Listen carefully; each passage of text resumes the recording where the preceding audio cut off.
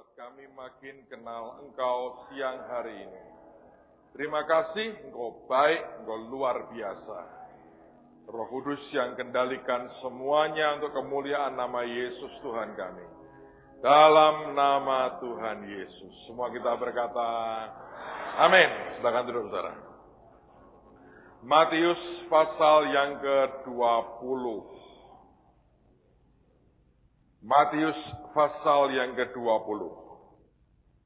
Tadi ada yang SMS begini. Pak, ceritakan juga harga yang harus dibayar untuk mendapatkan kemurahan. Itu masih berpikir agamawi. Wong namanya aja kemurahan, tidak usah bayar apa-apa. Selalu ada, Anda itu over curigation dengan Tuhan, ngerti? Terlalu berlebihan curiganya dengan Tuhan. Kita lihat. Matius 20 ayat yang pertama. Adapun hal kerajaan surga sama seperti seorang tuan rumah yang pagi-pagi benar keluar mencari pekerja-pekerja untuk kebun anggurnya. Setelah ia sepakat dengan pekerja-pekerja itu mengenai upah sedinar sehari, ia menyuruh mereka ke kebun anggurnya. Kira-kira pukul 9 pagi ia keluar pula dan dilihatnya ada lagi orang-orang lain menganggur di pasar. Katanya kepada mereka, pergi jugalah kamu ke kebun anggurku, dan apa yang pantas akan kuberikan kepadamu. Dan mereka pun pergi. Kira-kira pukul 12 dan pukul 3 petang, ia keluar pula dan melakukan sama seperti tadi. Kira-kira pukul 5 petang, ia keluar lagi dan mendapati orang-orang lain pula. Lalu katanya kepada mereka, mengapa kamu menganggur saja di sini sepanjang hari? Kata mereka kepadanya, karena tidak ada orang mengupah kami. Katanya kepada mereka, pergi jugalah kamu ke kebun anggurku. Ketika hari malam, tuan itu berkata kepada mandurnya, panggillah pekerja-pekerja itu dan bayarkan upah mereka, mulai dengan mereka yang masuk terakhir hingga mereka yang masuk terdahulu. Maka datanglah mereka yang mulai bekerja kira-kira pukul 5 dan mereka menerima masing-masing 1 dinar. Kemudian datanglah mereka yang masuk terdahulu, sangkanya akan mendapat lebih banyak. Tetapi mereka pun menerima masing-masing berapa? 1 dinar juga. Ketika mereka menerimanya, mereka bersungut-sungut kepada tuan itu katanya, mereka yang masuk terakhir ini hanya bekerja 1 jam, dan engkau menyamakan mereka dengan kami, yang sehari suntuk bekerja berat dan menanggung panas terik matahari. Tetapi tuan itu menjawab seorang dari mereka, saudara, aku tidak berlaku tidak adil terhadap engkau. Bukankah kita telah sepakat sedinar sehari? Ambillah bagianmu dan pergilah. Aku mau memberikan kepada orang yang masuk terakhir ini sama seperti kepadamu. Tidakkah aku bebas mempergunakan milikku menurut kehendak hatiku? Atau iri hatikah engkau karena aku murah hati? Demikianlah orang yang terakhir akan menjadi yang terdahulu akan menjadi apa? Yang terakhir. Saya mau tanya, ini tuan ini adil atau tidak? Adil ya? Jadi seandainya nanti kurang 1 minggu TSOA selesai, ada orang tiba-tiba bergabung dan dapat sertifikat yang sama persis dengan Anda, itu juga adil.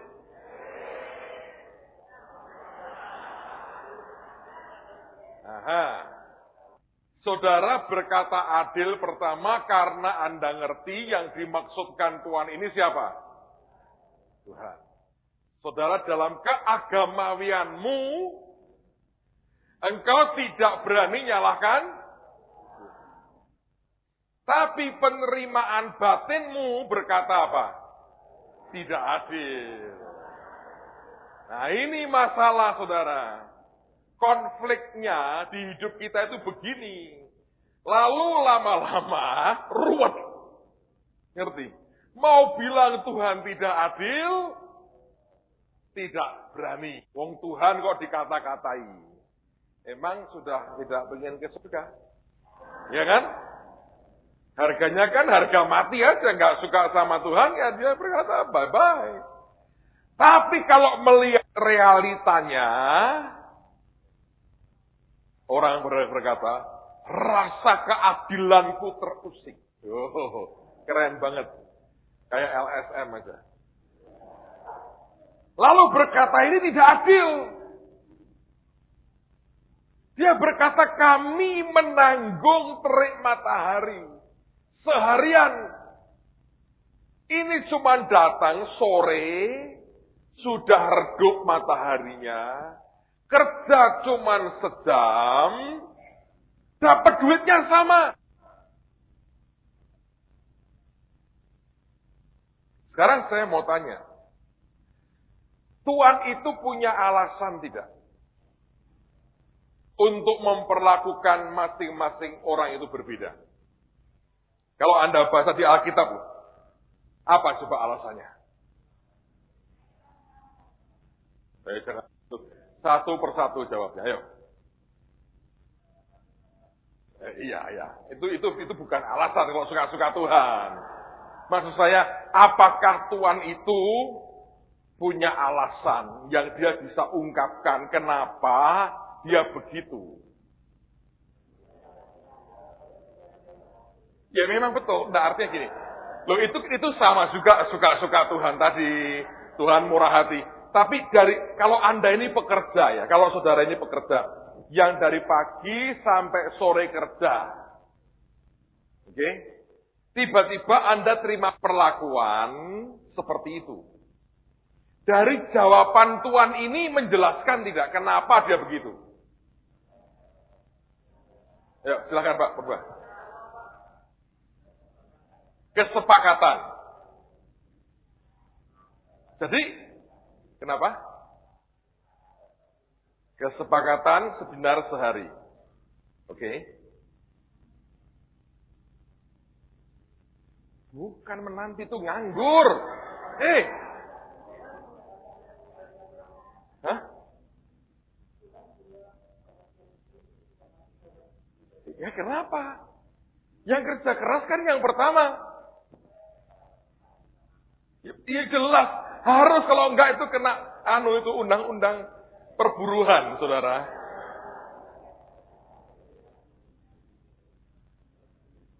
Loh, ada betulnya sih bahwa yang terima sedinar dari pagi sampai sore, ya kan? Sepakat. Memang pada waktu itu aturannya, sekerja sehari itu sedinar.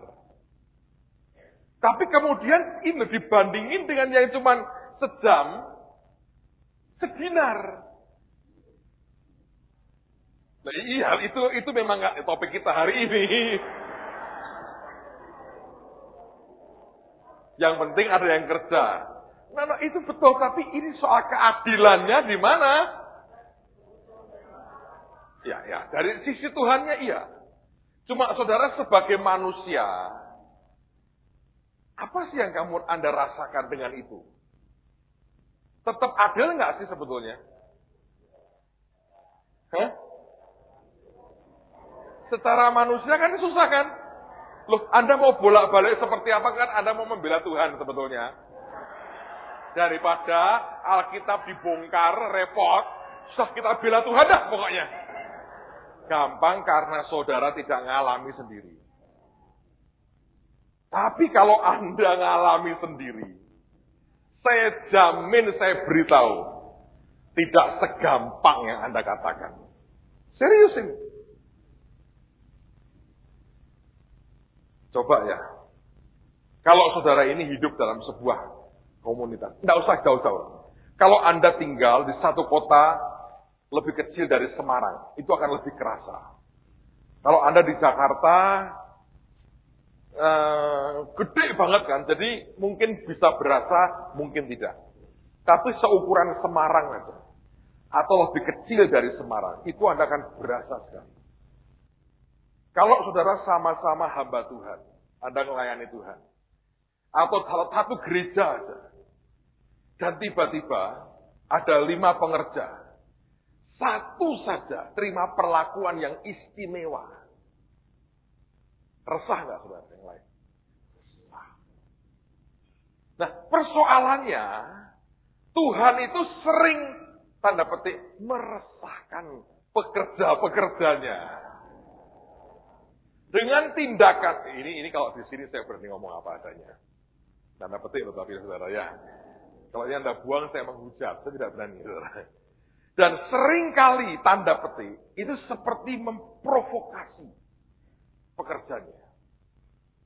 Kalau kita baca sepintas sebetulnya, secara manusia, tidak ada alasannya.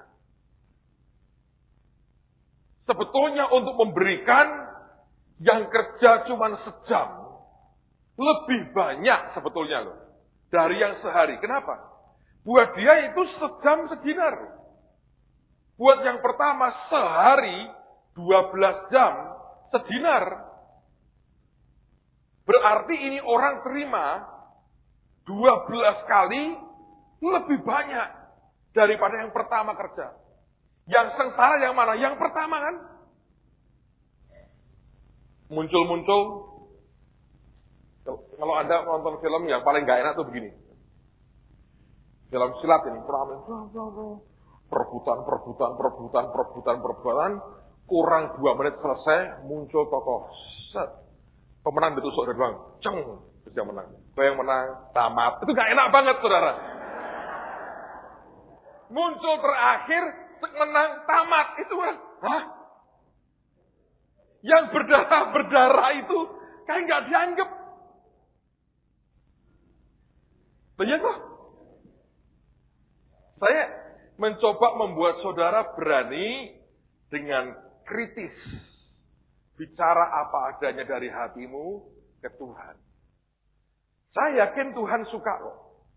Kita bicara begini karena saya tahu dia senyum-senyum berkata, nah bagus, terus, gitu ya. Karena saudara kalau dengan hati benar, Anda akan temukan kebenaran yang luar biasa. Ketika saya baca ayat ini, saya bilang Tuhan, di mana keadilannya secara manusia? Dan mereka ini semua bicara di level manusia. Dan kita ini hidup sebagai manusia. Lihat toh. Anda sama-sama pelayan Tuhan. Kita hidup di level manusia. Setiap ada perlakuan yang berbeda. Dalam pengertian, memberikan perlakuan yang khusus akan memicu sesuatu. Tapi Tuhan tidak pernah kapok dengan begini. Dan kalau Anda dengar jawabannya kan, loh apa kamu marah karena aku murah hati? Ya suka-suka gua dong. Jawabannya begitu. Nah orang berkata ini nggak adil nih. Ya terserah suka-suka saya. Nah gimana saudara? Bagaimanapun, saya beritahu saudara, kalau ada orang terima kasih karunia Tuhan, seringkali juga orang akan bertanya, kok dia ya?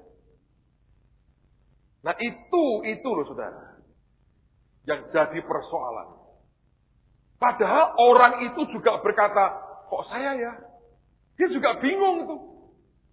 Nah ini bukan lagi menanti Tuhan ini, lagi nganggur. Artinya dia nggak masuk hitungan tenaga kerja yang handal, ya toh?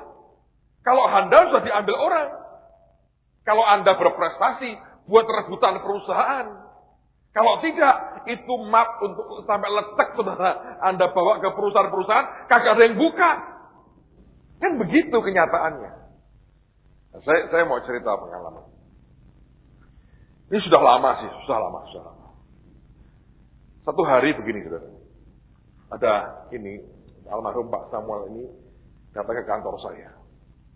Dia bilang, pendeta X ini kok hatinya nggak suka, nggak happy dengan kamu. Ada ganjelan. Mau coba didatengin. Saya bilang, ngapain lah? Saya bilang, sudahlah. Saya paling malas, saudara. Saya bilang, sudahlah, orang itu kan masing-masing bisa mandiri. Kamu cari Tuhan, buka hati, nanti dijelasin ke Tuhan. Didatengin juga nggak ada gunanya kalau bukan Tuhan yang mau. Dia bilang, pokoknya kamu doalah. Hari berikutnya Tuhan ngomong sama saya, datengin. Nah, saya ngajak teman. Saya telepon dia dulu, Pak, saya bisa ketemu nggak? Aduh, saya nggak bisa, saya antar anak sekolah dan sebagainya. Bapak pulang jam berapa dari sekolah, anak jam sekian? Oke, jam sekian saya datang. Saya kejar terus, saya bilang, Pak, 5 menit terus saya pulang. Dia mau terima akhirnya. Saya bawa teman satu, staf saya datangi rumah Pak Gembala. Saya ngomong begini, Pak, saya mau minta maaf. Kalau ada hal-hal yang saya tanpa sadar kerjakan membuat Bapak tidak happy. Tidak ada niatan sama sekali saya melukai siapapun.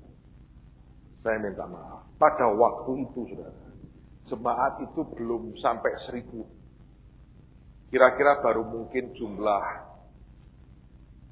400-500 orang. Belum banyak. Terus dia ngomong sama saya begini. Sebetulnya kamu nggak salah. Tapi, nah ini.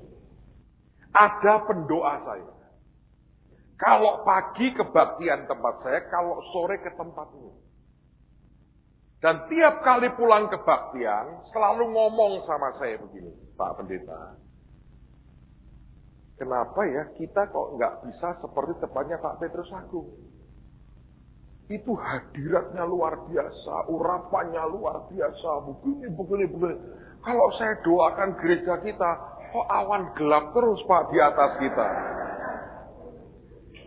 Padahal ada lagu loh, tak selamanya mendung itu kelabu. Nah, pertama, ini pengakuan dia loh. Pertama, saya berkata, ya puji Tuhan toh, kamu belajar apa, bawa kemari, kita bisa ubah di mana. Tapi, dia berkata, itu terus menerus. Tiap ketemu saya, Bapak dipuji-puji. Saya dikritik terus. Lama-lama, kena iritasi.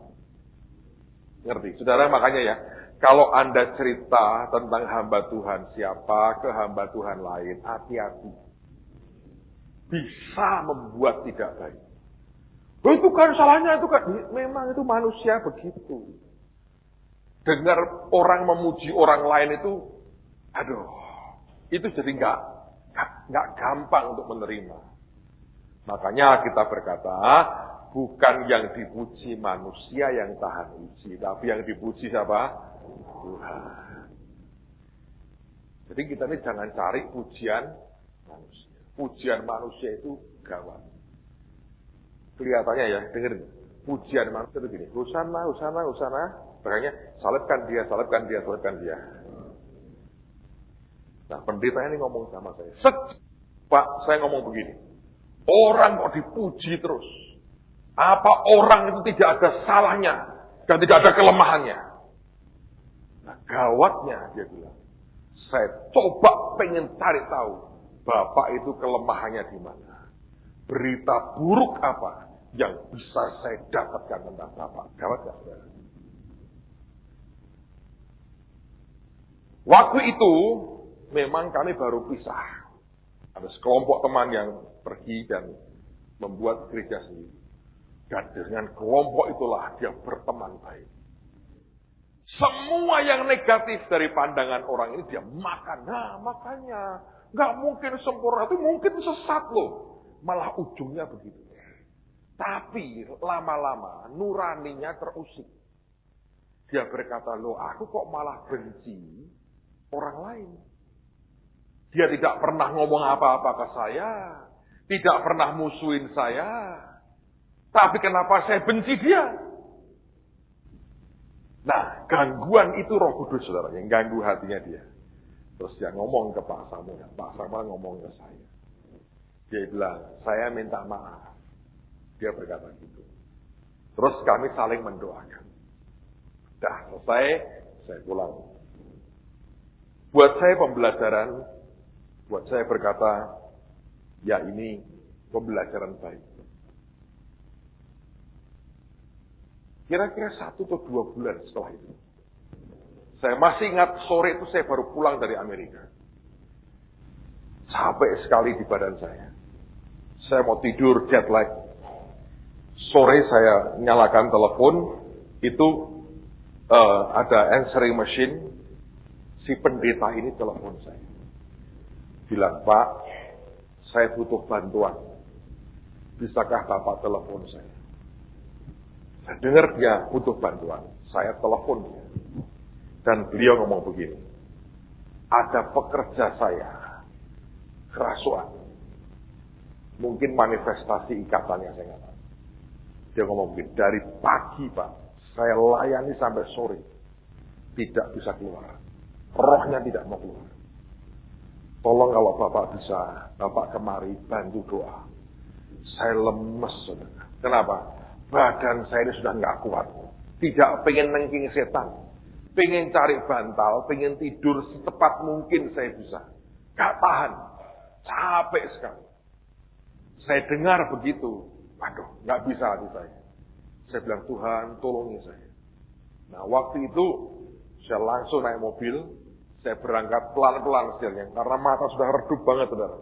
Saya bahasa roh, terus saya bilang, Tuhan, aku lagi gak kepengen ketemu siapa-siapa lah, apalagi setan, pengen ketemu bantal. Aku mau tidur Tuhan, gara-gara ini setan, saya berkata. Dasar setan memang itu, gangguin orang aja. Saya gak melebih-lebihkan cerita yang terjadi. Tuhan itu baik banget, saudara. Tuhan itu baik banget.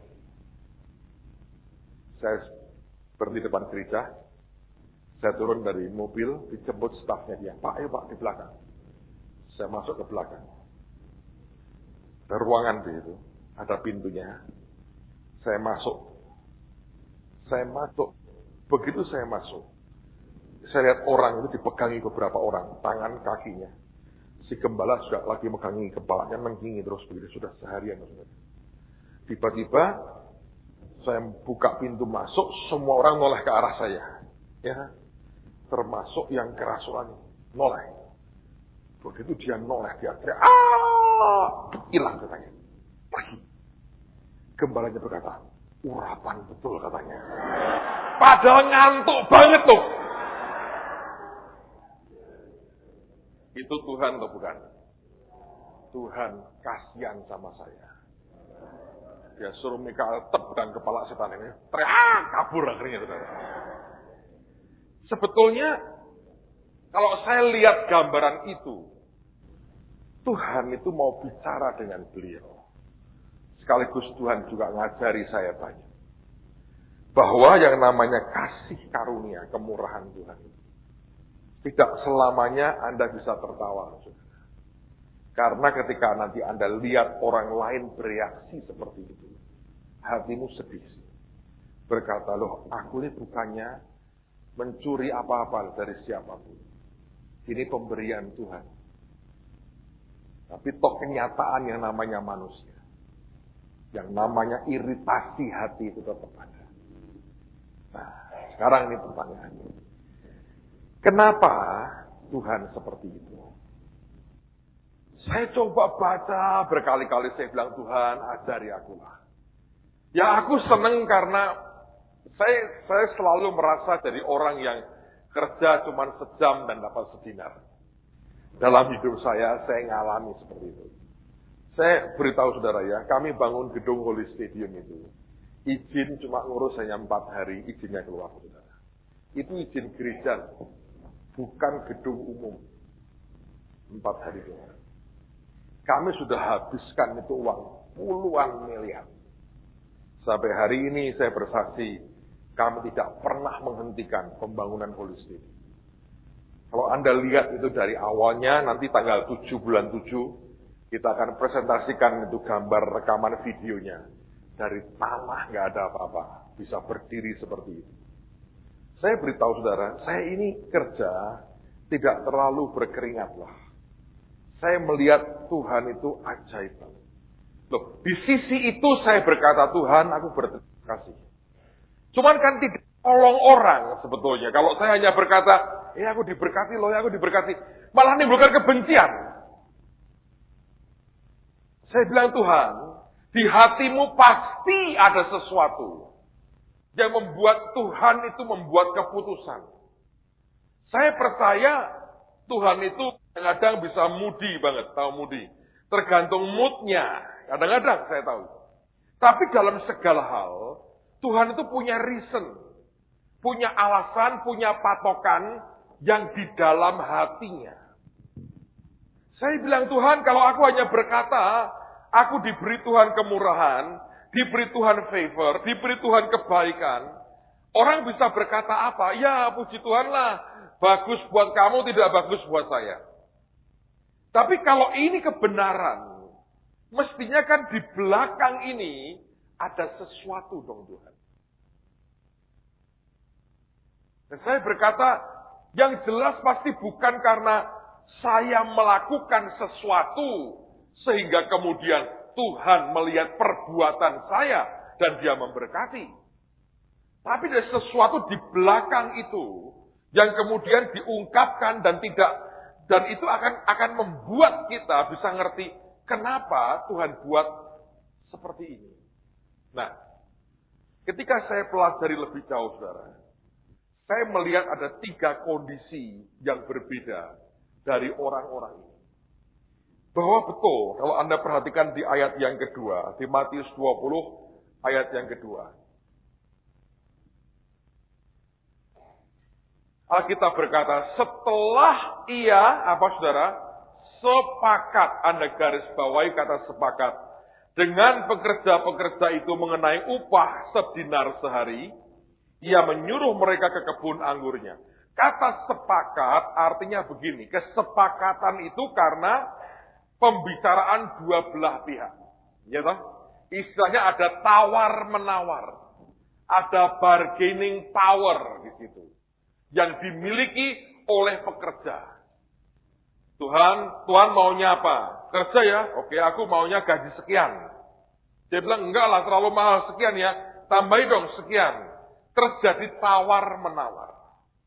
Nah, di dalam tawar-menawar itu, si pekerja punya kekuatan untuk menawar, namanya bargaining power. Itulah sebetulnya, kekuatan menawar itulah yang menghalangi kasih karunia itu turun. Saya beri gambaran begini. Ini gelas, saudara. Dalamnya apa ini? Di atas air ada apa? Hah? Ada apa? Udara. Oke. Semakin saya minum habis airnya, gelas ini akan makin terisi banyak dengan apa? Udara. Udara ini saya gambarkan, namanya kasih karunia. Seberapa mengisi kehidupan kita, tergantung seberapa habisnya kita. Nangkep ya? Seberapa Anda terima kemurahan, tergantung seberapa habisnya, saudara. Saya beri gambaran begini. Saudara tahu bahwa kemarin kebaktian anak raja ya. Saudara lihat lautan manusia. Peter Youngren berkata, saya sudah ke seluruh dunia. Saya belum pernah lihat gereja lokal buat yang kayak begini. Dia nangis ya. Penerjemahnya Bu Monica sudah sesek banget dadanya, salah nahan nangis. Karena tiba-tiba dia bilang, aku kenal namanya belas kasihan. Lihat orang itu bisa mau meratapi mereka.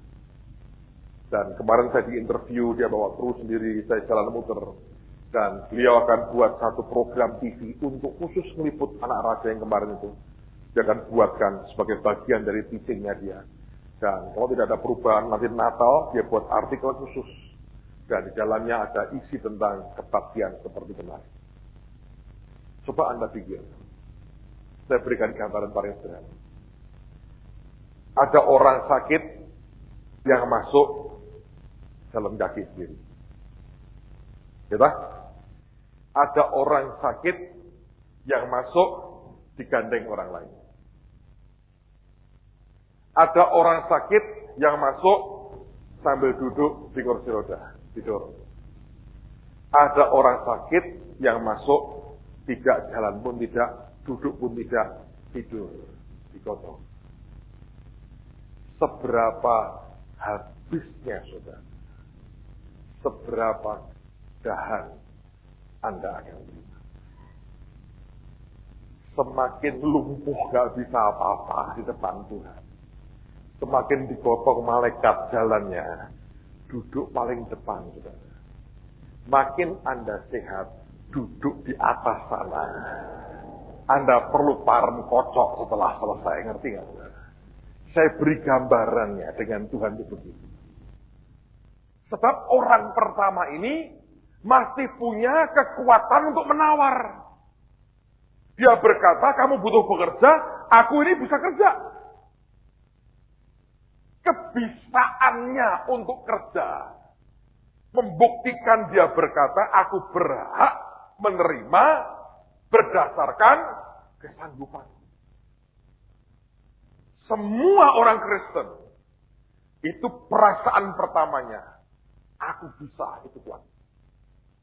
Karena manusia dididik seperti itu. Kita harus berusaha, harus begini. Itu manusia banget. Nanti kalau Anda perhatikan, golongan berikut-berikutnya, itu di ayat yang ke-4,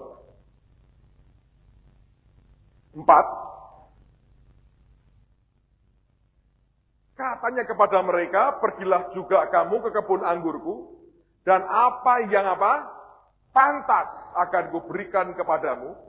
Dan mereka pun pergi. Kata apa yang pantas, berarti masih bicara soal upah, berarti masih tetap punya bargaining power.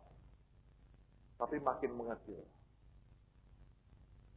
Di awal bicara tentang angka tertentu, yang berikut-berikutnya sudah apa yang pantas, tapi tetap minta upah. Tapi yang paling terakhir, kalau Anda perhatikan, ayat 7, kata mereka kepadanya, tidak ada orang yang mengupah kami. Artinya, kami ini tenaga kerja yang tidak dianggap punya kemampuan.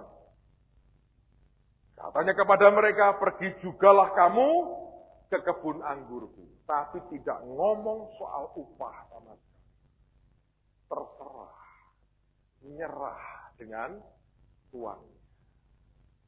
Semakin orang itu sadar dirinya tidak bisa ngapa-ngapain. Semakin orang itu sadar dirinya banyak kelemahan.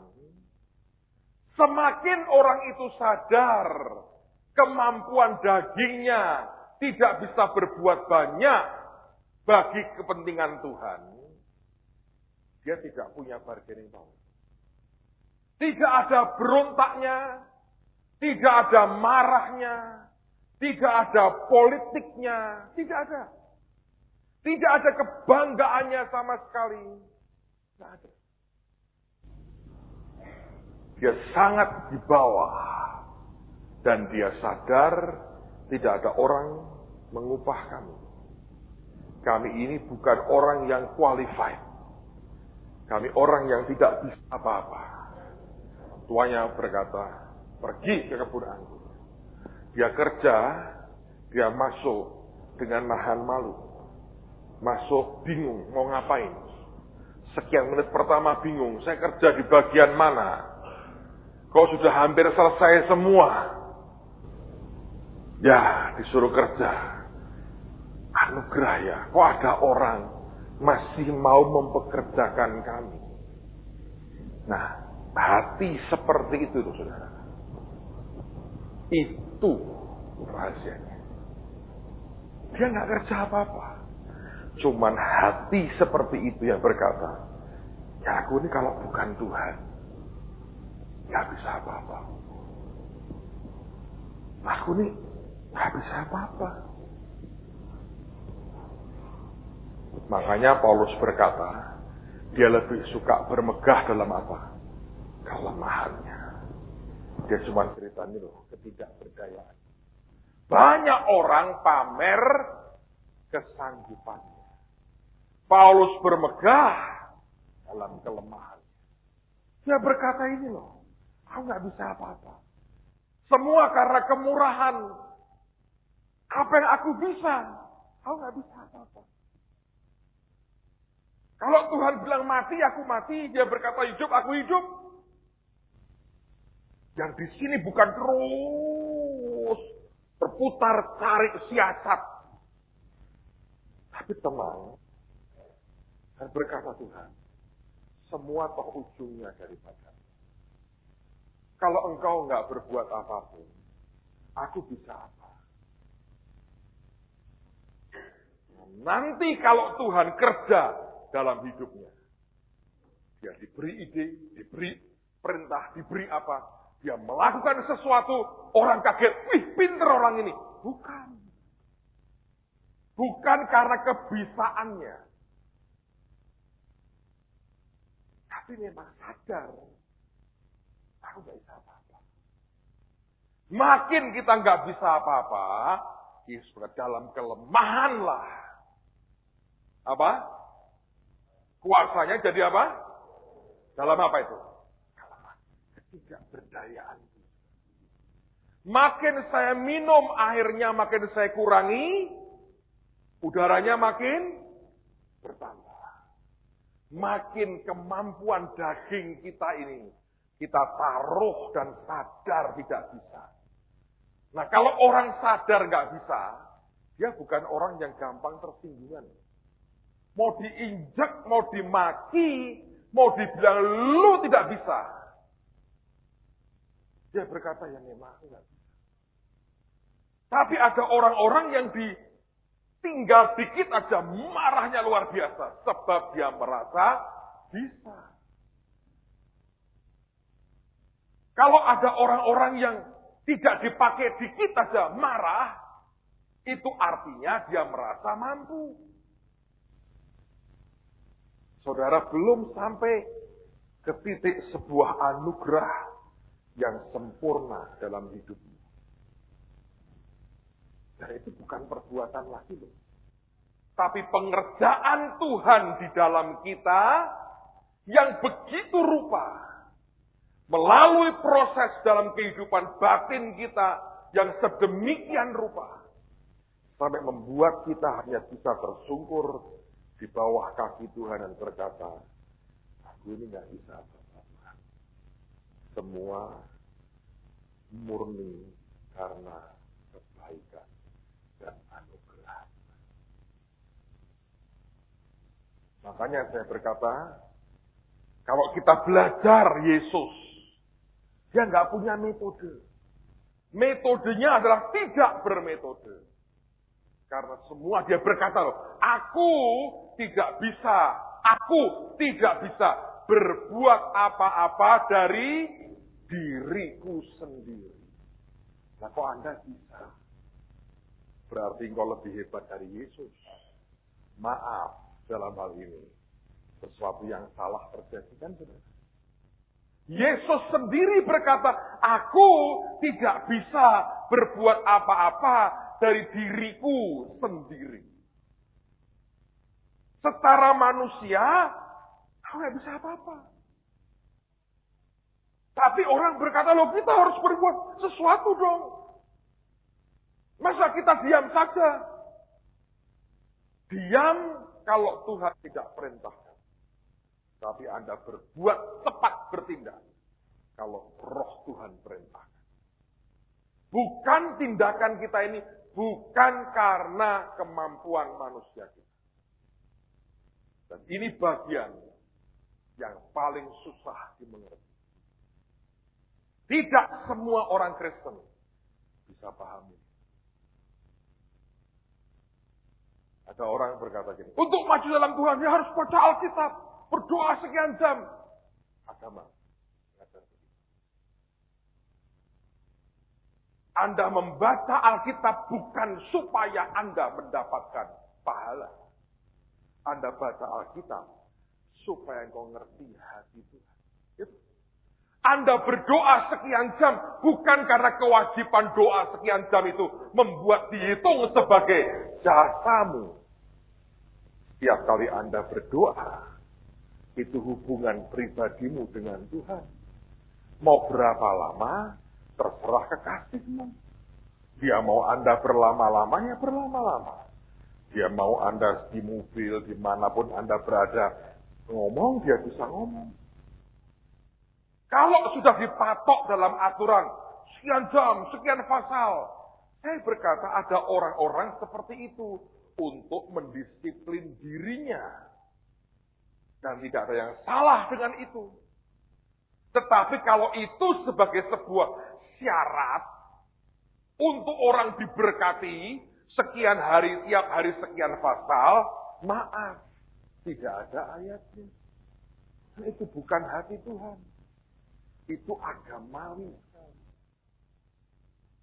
Anda puasa, Tuhan suka. Nekan dagingmu. Tapi kalau Anda berkata, saya harus puasa 40 hari, 40 malam, supaya saya berkenan dengan Tuhan. Setahun harus sekian kali puasa. Harus. Sudah agama lagi. Kalau engkau berpuasa, karena engkau tahu itu saatnya Anda berpuasa. Menekan dagingmu. Rohmu punya hubungan lebih kuat dengan roh Tuhan. Ngerti saudara? Itu namanya kasih karunia. Bukan Taurat. Saya harap Anda ngerti. Karena hubungan dengan Tuhan itu bukan hubungan karena peraturan. Tapi hubungan karena friendship. Karena persahabatan. Itu beda. Kalau Anda baca di Alkitab berkali-kali, Yesus sengaja melanggar perintah kuduskanlah hari Sabat ini. Yang dibaca orang secara daging. Sengaja itu. Sembuhin orang pada hari Sabat. Muridnya makan gandum pada hari Sabat. Sengaja. Sebab dia mau berkata, aku tidak ngajari kamu hidup dalam keagamawian. Aku mau kamu hidup dalam kerohanian. Rohmu bergaul dengan aku. Dan itu yang memang Tuhan. Nah, bisa nggak kita mengerti yang ini? Nanti semuanya akan ajaib, saudara. Kemurahan demi kemurahan. Nggak ada ngototnya, nggak ada ributnya. Hidup dalam penyerahan dengan Tuhan. Cerita satu lagi, kita selesai. Setelah saya pindah ke rumah yang baru, cukup jauh dengan kota memang, agak di bukit. Saya masih ingat hari itu tanggal 17-18 lah kira-kira. Saya baru menerjemahkan pendeta Larry Lee yang sempat ke Semarang. Sorenya saya pulang, saya lagi naik sepeda, muter-muter di kompleks perumahan saya. Saya ngomong begini, Tuhan, ini jauh dari kota, anak makin gede, mereka perlu les dan sebagainya, mobil cuma satu. Saya punya Isuzu Panther warna merah. Terus saya ngomong sambil naik mobil. Naik sepeda. Tuhan, kalau boleh, nah ini bukan minta, menghimbau. Ya, kalau Anda minta kan aku minta, kalau Anda kan aku klaim. Kayak pengacara aja semua, aku klaim. Kalau ada sarjana hukum menjadi pengacara LBH, kita membuka LBH dengan Pak Hotma Sitompul, tenang aja. Yang suka mengklaim nanti hubungi saya. Asal sarjana hukum. Oh, saya pokoknya hobinya Pak. Jangan, saudara. Aku klaim. Nah, saya bilang, Tuhan, kalau boleh itu kan menghimbau. Gitu. Menghimbau itu dikasih, ya puji Tuhan. Enggak ya apa boleh buatlah, gitu kan. Menghimbau. Kalau boleh Tuhan, tambahi dong aku itu mobil satu lagi. Kalau boleh Tuhan, saya bilang, kalau boleh aku minta sedan lah. Kalau boleh, yang masih bagus. Itu saudara yang saya minta. Sambil naik sepeda. Tuhan ngomong, iya, aku beri paket. Waduh, saya senang banget. Saya lewat persis depan rumah teman saya. Dia lagi keluar, gendong anaknya masih baby. Saya berhenti, saya bilang, aku mau beli mobil baru. Apa Pak? Belum tahu. Sedan pokoknya. Mereknya apa? Belum tahu. Harganya berapa? Belum tahu. Loh, Bapak punya uang berapa? Belum punya. Terus dia ngomong gini, wah, nah ini gawat ini, pendetaku mulai edan. Loh, saya bilang enggak, saya menghimbau Tuhan. Terus saya cerita begini, Tuhan ngomong iya. Saya nggak tahu dia percaya atau tidak, dia ngomong gini, baik saya buktiin ya. Pokoknya kalau sampai datang, wah hebat bener nih, saya mau ikut menghimbau katanya. Tapi saya mau coba, boleh ya kalau datang? Nggak boleh. Karena teman saya ini kalau nyetir mobil, gaya kebangkitan. Anda tahu gaya kebangkitan? Ngebut, belas mati, Tuhan datang dibangkitkan. Kalau ke pengangkatan, setir dengan hati-hati, tetap hidup sampai Tuhan datang, Anda ngalami pengangkatan. Terserah Anda termasuk gaya kebangkitan atau pengangkatan, terserah saudara. Yang ini gaya kebangkitan tulen. Palang kereta api sudah turun, dia sikat. Nah itu kebangkitan tulen saudara. Ini beliau satu ini. Menurut saya sampai sekarang dia masih seperti itu. Nah, nggak lama kemudian selesai hari berikutnya. Setelah lagi di rumah, ada orang telepon saya pagi-pagi jam 7:30, jam 8. Dia bilang, kamu lagi ngapain? Lagi makan, aku bilang. Wah, berkat datang di waktu pagi. Kenapa? Tuhan suruh aku berkati kamu. Sekian puluh juta. Oh, puji Tuhan. Saya bilang, kirim saja. Apa gitu. Nah, beberapa hari kemudian saya ke Jakarta. Saya temani Tuhan, mau pulang ke Amerika, saya ke Jakarta. Waktu itu Pak Mulyadi Irawan, Anda kenal ya, dari Rumah Damai, belum pindah Semarang. Beliau masih kerja dan masih tinggal di Kelapa Gading. Saya bilang, Pak Mul, anterin saya cari mobil dong di Jakarta. Dan cari anter. Di tengah jalan, ada telepon lagi siang-siang. Jadi beritahu, ada orang kasih duit lagi. Sehingga totalnya yang saya terima hari itu, yang saya punya, itu 80 juta. Wah, saya bilang, ini cukup nih, buat beli mobil cukup pada waktu itu ya. Terus setelah seharian nggak ada yang cocok, Pak Mul ngomong begini, Pak, saya punya mobil Mazda Familia, masih bagus, mulus Pak barangnya.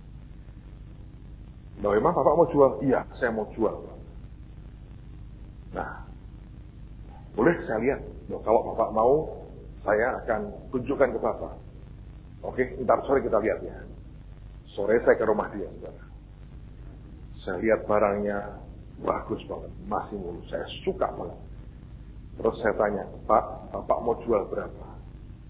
Tunggu ya, saya runding sama istri saya itu. Mereka tidak tahu saya punya uang berapa. Jadi saya doa, bilang, Tuhan, kalau ini daripadamu, ya aku mau ambil ini. Karena ini barang oke. Lalu apa yang terjadi, saudara? Malam kami makan malam sama-sama. Saya masih ingat kita makan Chinese food di Kelapa Gading. Selesai, dia datangi saya. Dia bilang, Pak, saya sudah rundingan dengan istri saya. Terus dia bilang, gini Pak, saya dulu beli sekian, Pak tambahin macam-macam begini. Tapi sudahlah, saya kan sudah saya pakai beberapa bulan. Ini nanti saya antar sampai Semarang, naikin mobil pokoknya. Bapak terima beres sampai Semarang.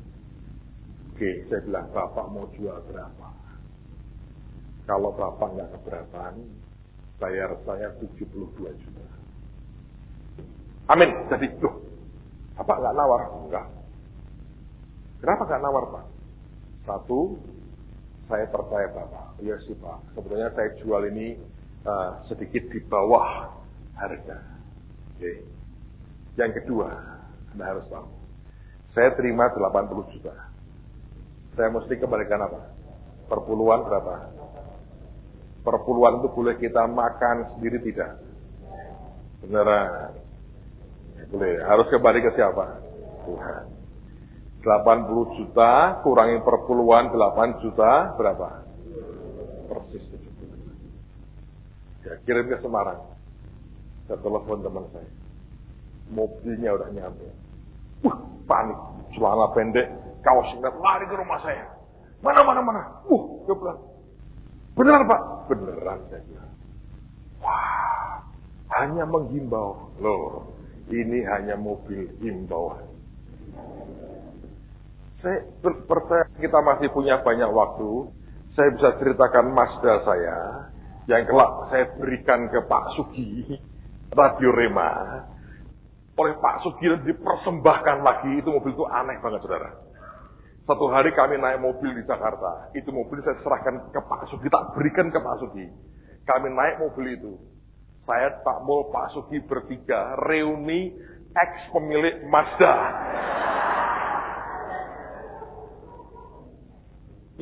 Itu ceritanya banyak. Saya bisa cerita Mazda, saya bisa cerita BMW pertama saya bisa cerita Alphard saya bisa cerita Jaguar saya, saudara. Saya beritahu saudara bahwa itu anugerah. Saya nggak punya duit. Tuhan beri dengan cara yang ajaib. Dikirim barangnya, saya bilang, ini mobil hasil menghimbau. Apa sih yang keluar dari keringat saya? Nggak ada. Cuman muter-muter Jakarta cari mobil nggak ketemu aja. Ternyata di Kelapa Gading nongkrong barangnya. Tapi saya belajar. Semakin Anda dan saya membiarkan proses Tuhan. Nah, untuk sadar, kita nggak bisa apa-apa. Saudara mesti membiarkan Tuhan memproses hidup.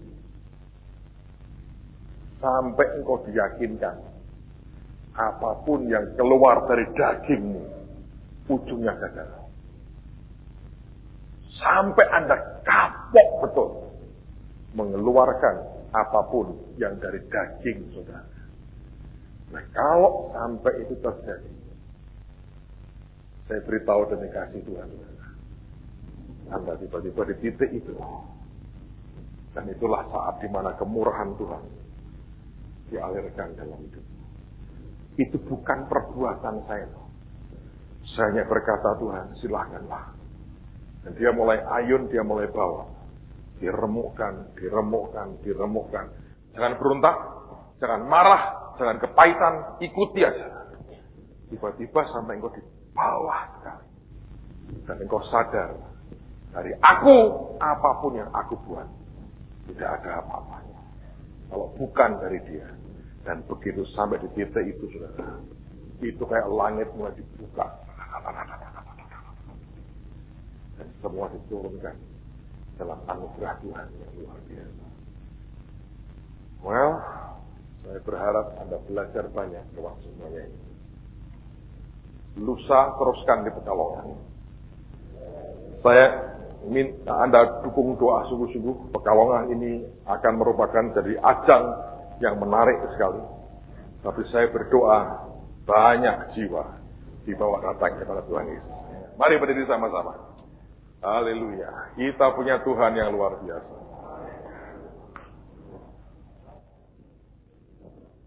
Hidup dengan Tuhan itu asiknya luar biasa. Kalau Anda ngerti. Kalau tidak, setengah mati Pak. Saya juga bisa memahami. Karena ini bagian yang tidak mudah menyangkali hakikat diri dan watak kita sendiri. Itu yang paling berat dalam kehidupan kita. Mari Pak Asto, angkat tangan sama-sama hamba berdoa dalam nama Yesus. Meteraikan semua yang kami terima hari ini untuk kemuliaan nama-Mu. Nanti sore siapkan kami lebih lagi Tuhan. Biarlah Pak